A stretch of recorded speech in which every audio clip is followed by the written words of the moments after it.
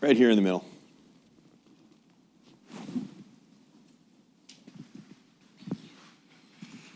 Hi, I'm Leslie Warner. My question is, usually in social movements, what's so interesting about social movements is that ones that are successful is that a lot of times they're leaderless, which makes them more difficult to combat on the part of the regime in power.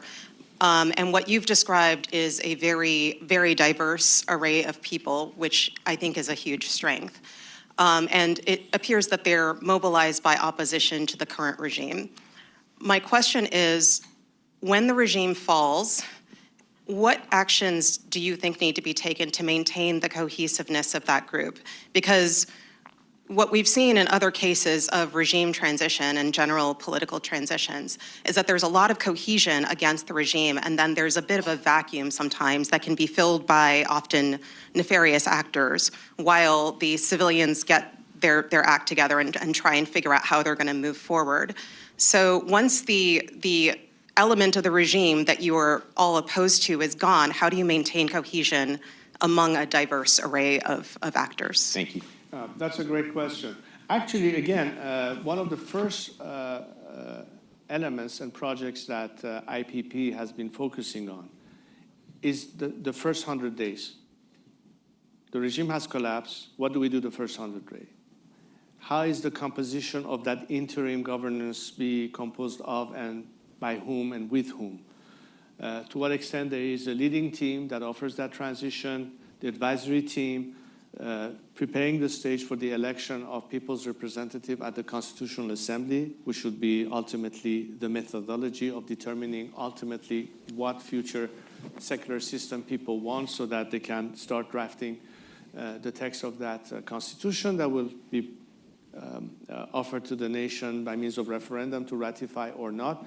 All of these elements in detail are being, as we speak, discussed, not just behind closed doors. In fact, IPP has given a 45-day period for people to respond to that, chime in, critique it, tweak it, so everybody agrees on the mechanics of that change and who has what role in it, whether you are representative of a political organization, or you are an activist, or you are an economic expert, or a legal expert, so on and so forth.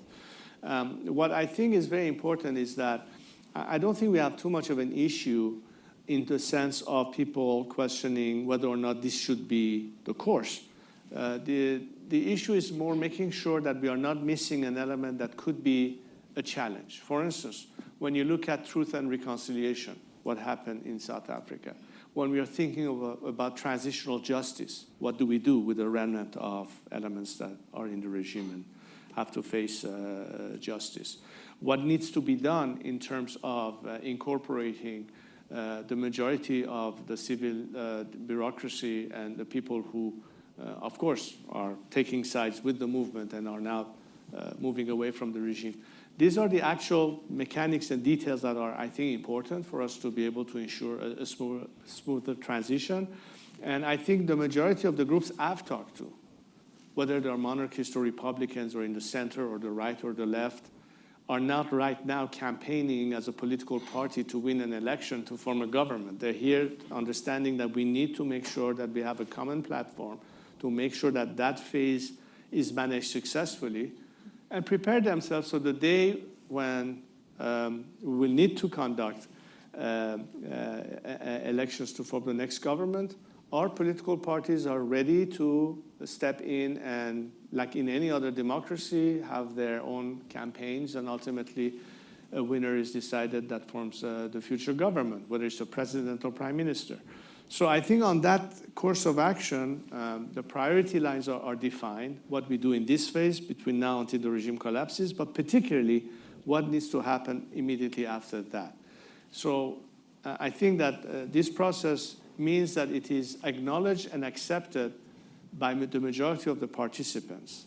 So it's not like in the blind. It's not like, okay, we are discovering something new. And the reason we're trying to be as transparent and as clear as possible, it's because unlike what happened in 1978, when the majority had no clue of what will be the outcome of this regime, This time we're not saying, let's just get rid of this regime, then we'll see what happens, which is what they were saying at the time. Let's get rid of the Shah, then we'll see what happens. But this time we say, what do we need instead? How it's going to be done? And here's the mechanics of it.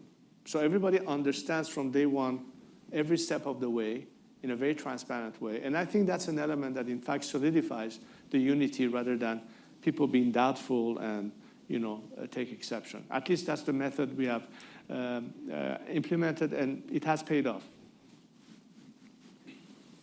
Right here, Barbara Slavin. Thank you very much. Hi, Barbara Slavin from the Stimson Center. Two questions. You have expressed a lot of support for sanctions, yet we see that Iran, which had a large middle class until about 2010, 2012, has seen its economy collapse since the imposition of so-called maximum pressure. This means people are poorer, it's harder for them to come out in the streets. What makes you think more maximum pressure is going to achieve the desired results? And the second... One question, Barbara. One question. I have to ask about your identification with Israel. Yeah, one question. And whether you think Barbara, that is one appropriate. question, please. Okay. One question. Somebody else. There's lots of people who want to ask questions. Go ahead.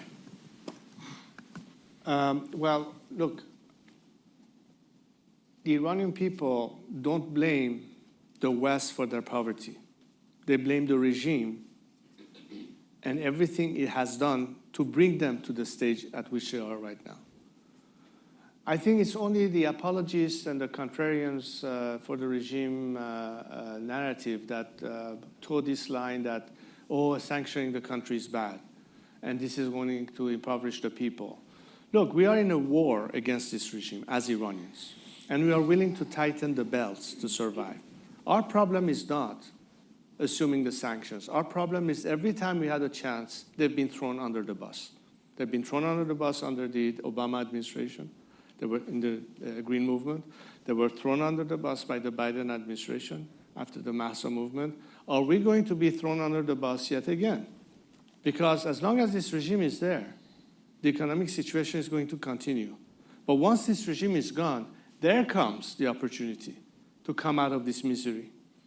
What has delayed our liberalizing ourselves from the misery is because of the wrong policy of your governments. Because the chief culprit is Khamenei and his regime, and you're not doing anything to help us get rid of him. Not because you care about us. Just think of your own interests. Have you achieved anything? Have they given you everything that would be justifiable in terms of realpolitik, if there's any of it? Or diplomacy as a means to suggest that, okay, we're willing to negotiate, but nobody takes responsibility of it, and you kick the can down the road yet again, which means other Iranians on a daily basis being killed. Look, in the last month alone, we had 100 executions. In this calendar year, over 1,000. This is an ongoing thing. Much more important than whether or not they can afford to put food on the table. Their kids are being murdered every single day. That needs to change. Okay. Well, I've said what I need to have from the world. Solidarity. The same solidarity that dissidents in the Soviet Union were expecting from the Western free world. The same solidarity that South Africans wanted to put an end to apartheid. The same solidarity that helped Lech Walesa and his friends overcome Jaruzelski. What else is different in Iran? The same solidarity. And we don't see it in the case of Iranians. We've seen always the same approach of appeasement and negotiations, endless buying time by the regime, and nothing was achieved as a result. Until this attitude and viewpoint is not reset, the Iranian people will continue to be starving. Not because you're imposing sanctions. That makes it more difficult for the regime to fuel its old machine. But it will keep them still longer in power, and that will not change the game. The game changer is for the regime to be gone. And when we say regime change, it's because we understand that it is because of the regime that we are in this misery, not because of external factors. This regime is directly responsible to put Iranians in the mess it is. That's why we want, as Iranians, this regime to no longer be there. And we question whether the world see eye to eye with us that this is ultimately the solution, as opposed to think that you can still manage them, contain them, humor them, appease them, pay hostage bribes to them, and encourage their behavior as they have continued to have. Because you haven't changed their behavior. In fact, you have encouraged their behavior as means of this appeasement. Sir.